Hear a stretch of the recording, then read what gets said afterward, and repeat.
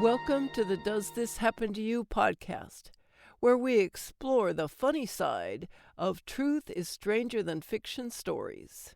Our story this week is from the book Stripped Down, A Naked Memoir by Stacey Keith. Check it out on Amazon.com. As a movie, it's one of those straight-to-video projects with no art director, production values, or even a coherent script. But it's a job. I play a nurse who works in a mental hospital. I actually have lines that I speak with my clothes on. We shoot on location, which, ironically, is an abandoned psych ward that's no longer structurally sound. The building looms behind creepy metal gates, sands, bats, and a ghostly pipe organ, and I stare at it as the rent-a-cop checks my name off a clipboard. Hard to believe anyone might come here to get better, but what do I know? I'd landed the gig trawling the beach at Malibu, just as Gordon had suggested. I guess auditions really are for poor schlubs like classically trained actors from the old Vic or other delusional fools who persist in thinking that Hollywood acting is an art form. No, all you have to do is tuck your overinflated beach balls in a too-tiny bikini and walk up and down Malibu Point. Invariably, some drunk producer or casting director will stumble across the deck, wobble down to the beach, ask you a few questions, and then sign you to their project. Christ, since it's that easy, why go to the trouble of holding any auditions at all? You're supposed to arrive on set without any makeup on, so right away you feel drab and self-conscious. Giant sunglasses help, which is surely why stars wear them. I'm pissed when I walk into the dressing area and I'm the only one there who follow the rules. Hell, one girl's got fake eyelashes long enough to clear a bookshelf. "Oh, there you are," someone says, hurting me by the elbow. It's a man wearing a pink tunic and leopard print pants. His bleached hair is flat-topped like someone sheared it with a lawnmower. It's hard to see his eyes because he's got on aviator goggles. "I was told you'd be a headache to fit," he fusses. "Good heavens! Did you come out like that? Or are those things store-bought?" "I stole them off a corpse." "Oh, aren't you a vixen? Come over here and try these on." A sheet hung on a clothesline serves as my dressing room. The big metal thing to my left looks like a steam table, so this must have been the cafeteria. Handing me a white polyester nurse's smock, he says, "My name is Franco." He's careful to pronounce it Franco. "What are you, a playmate?" "We've got a former Miss July or something or other. I forget who does hair. She got fat and had to give it up. Playboy, that is. I should introduce you to and watch her turn green. Wouldn't that be too delicious?" Behind the sheet, my struggle to get both boobs into the uniform is making me testy. I can't pull the goddamn zipper up. Exasperated, I step out to show him. He shrieks loudly enough to attract attention in the busy room. "God, honey, you look like you're smuggling watermelons." I'm already hating this, having, as I do, an adversarial relationship with clothes and cell phones. My new phone is ringing now, only I can't get to it because my purse is on the other side of the curtain. I hope nothing's wrong. Zach finally landed a job at Jackson Souza, a celebrity gym on Pacific Coast Highway. Today's his first day. I worry, too, that his brother, Taylor, might have blown up the condo. Taylor's staying with us this week because Cousin Buddy's in town from Indiana. Cousin Buddy's a 400-pound sweetheart, and he thinks I'm the closest he's ever going to get to knowing a celebrity, so he follows me around, mooning and lovesick, begging me to sign every magazine I've ever been in. Zach snickers that Buddy's so big he constitutes one entire fan club. Franco hands me another smock. Sighing, I put it on. The smock has buttons in front and a zipper behind. I present my back to him. Cursing, Franco strains to get the zipper up, but 2 buttons burst off the bodice and hit the wall. "Oh my," he says, "we do have a problem here, don't we?"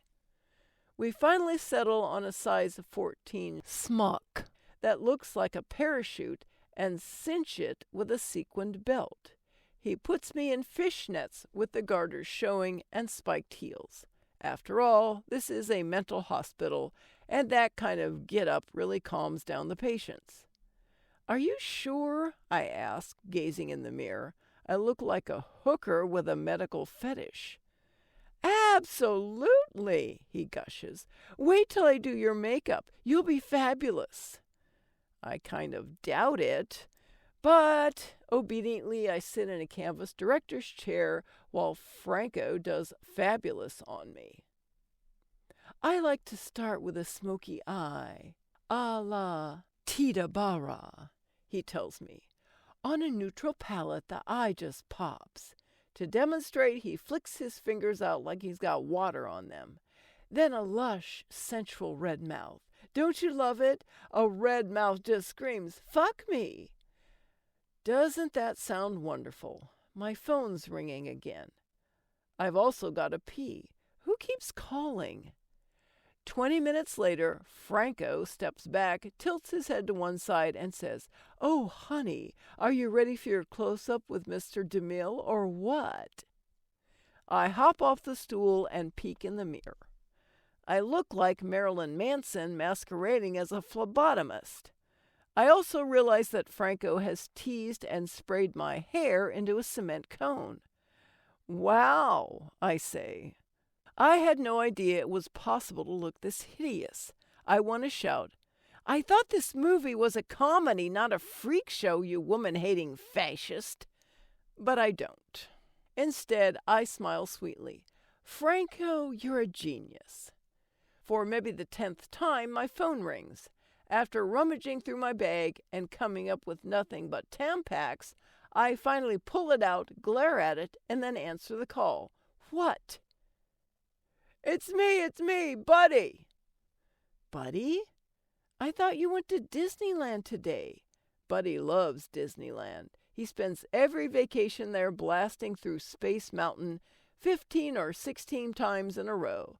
A kid barfed on him once, and Buddy just went to the bathroom, wiped off the gooeyest chunks with a wet paper towel, and then stood in line again. "What's wrong?" I don't know how to tell you this." Oh my God, Zach's been in a surfing accident, or Taylor really did blow up the condo. My heart thuds madly in my chest. Or maybe the maintenance guy got into my underwear drawer again. Buddy nervously clears his throat, a habit he's gotten into when talking to me. "It's Duchess." "Zach's dog? Oh no. Is she dead?" "Taylor called Zach, but Zach was training a client, and then Taylor called you, but you didn't answer, so he called me."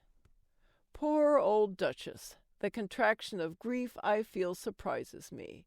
She was a big moving stink, crippled by blindness, deafness, and hip dysplasia. Moon Pie yipped and cavorted around her like a maniacal gnat, but Duchess suffered it nobly. I can see the look of patient resignation in her brown eyes that reminded me of a baby harp seal's. Zach will be devastated. My grip on the phone is a little shaky. So is my voice. "Is she at the house?" "Yeah, well, that's the problem." "What problem?" She kind of melted on the carpet." "What are you talking about?" "Her fluids, they leaked. There's a giant brown stain, and Taylor tried to scrub it, but he got to crying, and I tried to clean it, but the smell made me sick. Physically. Don't worry, though. I leaned my head over the balcony just in time." Holy crap. I've got dead dog effluvia all over an expensive Berber carpet, and a guy the size of a grand piano spewing over my balcony. God damn it, why isn't Zach handling this? "Did you try Zach again?" I ask. Not answering. So where's the dog? Yeah, that's the thing. Long pause. I want to reach the phone and choke him. She smelled pretty bad. And we wrapped her in a sheet. And we drove around looking for a place to bury her. What? In whose car? Taylor borrowed a friend's van. I'm so shaken I'm stuttering. You stuffed a carcass in a van and drove around California looking for a place to bury it? It's the California part that's got me rattled. In Texas, you can barbecue your pet and serve it as an hors d'oeuvre. You can find any bayou to pitch a dead body in, or a field, or a drainage ditch. But in Cali, you can't scratch your balls without a permit, and running around with a shovel and something wrapped up in a sheet will probably get you shot. We thought we had a place, up in the Agoura Hills. No one for miles, it looked like. Taylor started digging. Holy Christ! I slid old Duchess out. She dripped a little on the sheet. Darn near had her buried till that highway patrolman came up. I'm hyperventilating. People on the set are looking at me. Maybe they were always looking at me, only I didn't notice. I'm wearing carnival makeup. I look like the whore from hell. He was going to arrest us, Buddy continues, on account of digging without a permit. Is Taylor in jail? No, but he picked up a slew of tickets, expired registration on the van, and something wrong with his license. But, good news is we found a place to dispose of the remains. Please tell me you didn't bury her. We dropped her off at the vet. It takes me a moment to fully process this. Vets charge money, and Dumb and Dumber don't have any. What vet? Oh, some clinic out somewheres. Taylor says West Covina, but I couldn't say for sure. We drove for hours. The dog got to stinking pretty bad, like I said. We had to drop her off. I know what this means. I don't even have to ask for clarification. But I do anyway. You mean you chucked her body out on the doorstep and took off? We was running low on gas. Can this day get any worse? I'm trapped on a movie set, unable to do anything about this awful, unacceptable situation, and I'm probably too scary-ass ugly to set foot outside anyway. Zach doesn't know his dog is dead, and we've got these two fucking morons roaming all over SoCal looking for a place to bury her. The idea of Buddy trundling around with a shovel is straight out of Deliverance. Now Duchess is rolled up in a sheet. Anyone coming out of the vet's office is going to stumble over her. After all, how many dead dogs do you expect to find on your doorstep like a grisly paper delivery? Oh, look! The Times, the Wall Street Journal, and a dead dog. I want to yell at Buddy, but I can't because clearly he's too retarded to understand. I try feeling sorry for myself, but that doesn't work. I pump Buddy for more information about the clinic, but Buddy's internal compass is mapped for Indiana, not Cali. Plus, he was probably scouting the area for an In-N-Out burger. God damn it, I say. Then ask Taylor where the clinic is. But if anyone saw you do it and took down your license plate, your goose is cooked. Let me tell you something. Go to court in this state, Buddy, and you can expect to get fully fucked with a 12-inch strap-on and no reach around. Franco gestures at me to hurry because I'm apparently needed on the set. I wonder if it's possible at my age to just stroke out. As I dodge a key grip toting an oversized Mardi Gras head, it dawns on me that Franco has something clutched in his hands. It looks suspiciously like a script. There have been some changes, he explains, riding herd on me as we hurry to the set. What kind of changes? We've got a brand new script. What? I spin around and snatch the papers away from him. That sucks. I had all my lines memorized. Contractual issues. Lance hired another writer. Lance, the director. I haven't actually met him yet, just one of the producers, a Middle Eastern guy named Reza, who wears a polyester, open-neck shirts and shouldn't. Not to be a diva, but is now the best time to tell me? I ask. Honey, this production's so low rent it couldn't get a zip code. Does it matter? Thank God. Fewer people will actually see me looking like this. I thumb through the script, realizing there's now a car chase, an explosion, and a makeout scene. And a scene where I rip my top off. Son of a bitch! I've been purposely screwed. They lured me into this project under false pretenses. Their duplicity makes my heart pound. Anger for me and for every other woman in Hollywood comes boiling up. Which one is Lance? I growl. Long hair and scruff, Franco tells me in a conspiratorial whisper. I'm not taking my clothes off, I announce, marching up to Lance. That wasn't what we agreed to. Lance gives me a wide smile with dimples. Should I be glad or disappointed? Oh, so now he's going to charm me into doing it. You changed the script. You have me doing a nude scene. And you don't want to? No. Okay then, don't do it. I'm here to act, not rip my top off, I explain. Well, she's going full frontal. Lance gestures toward a lovely black girl stripped to the waist who's getting her makeup done. But it's up to you. When I first read the script, there wasn't any nudity. Now the whole damn picture is clothing optional? Because I'd memorized only my part, I don't know whether these other girls' roles were sexed up in the new script or not. By the way, he says, drawing closer, I thought you were a lot prettier when you came in. Franco sure didn't do you any favors, did he? The tension lessens between us. I look ridiculous. Can you do something about it? I'll get Linda to tone down your hair and makeup. You don't need much. Would that make you feel better? And I apologize for the script changes. The new guy just didn't know. 30 minutes later, resembling a human again, thanks, Linda, my confidence rebounds as I gaze into the mirror. Some of the other actresses look worried. I'm no longer dismissible. A subtle competitiveness exists among all women in the game, no different than a strip club. In a club, we compete for money. In Hollywood, we compete for bigger roles, bigger breaks, and the fame that's going to make us all feel okay for the first time in our lives. The first scene is with the star of the movie, some guy whose shtick is to put a bag over his head and call himself the unknown comic. Only he's not wearing a bag now. He plays the shrink who treats the lunatics.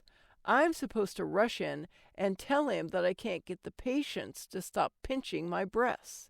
In the new script, the punchline has me showing him why the patients pinched my breasts by tearing my top off. A real knee slapper, that. And then the doctor is supposed to salivate and bury his face in my cleavage. Har har! I do the scene the first time, going up on the lines, not that anyone notices, but I'm chewing a lot of scenery. I have no idea what my character is doing. Take 2, I decide the only way to play this is to make her hot for the head shrinker. Bingo! The scene takes off. Fantastic, Lance says. Keep this up and you'll steal the whole movie. Are you ready to take your top off now? The assistant director, the actors, the grips, the makeup people, everyone waits for an answer. My heart sinks. For a second, I think maybe I misunderstood. Didn't Lance just say keeping my clothes on was okay? Only then do I realize how skillfully I have been played. No amateur, Lance has probably had 100 actresses whine about last-minute nude scenes, or nude scenes that turn into sex scenes. I see the calculation it took to lay the trap. First, he disarmed me by offering apologies and no resistance. He sided with me on the Franco issue. He isolated me by pointing out other team player actresses. Then he waited until we were in a public forum to lower the hatchet. I considered just doing it. After all, I strip for a living, so why dig my heels in now? But I can't. At work, the choice to take my clothes off is mine. Here, it's been coerced. Emotionally, this feels like rape, and the deviousness of it makes me suddenly afraid. I told you I'm not taking my clothes off. I put some steel in my voice, way more than I feel, and realize it's the best acting I've done all day. Lance shrugs, but makes sure I know he's not pleased. Whatever. Some actresses give everything to a role, but I guess you're not one of them, are you? I can hear people whispering behind me. My cheeks grow hot. I hate Lance. I hate this movie. But most of all, I hate myself for not listening to the people who told me not to come to Hollywood, and my pig-headed determination to do it anyway. Franco sidles up to me. No offense, honey, but you really fucked the pooch. You know that, right? Good luck ever working in this town again. Thanks for listening. I'm Chris Kepler, and I hope you enjoyed listening to these stories as much as I enjoyed narrating them. I'd love for more people to hear these wonderful stories, so please share and tell your friends.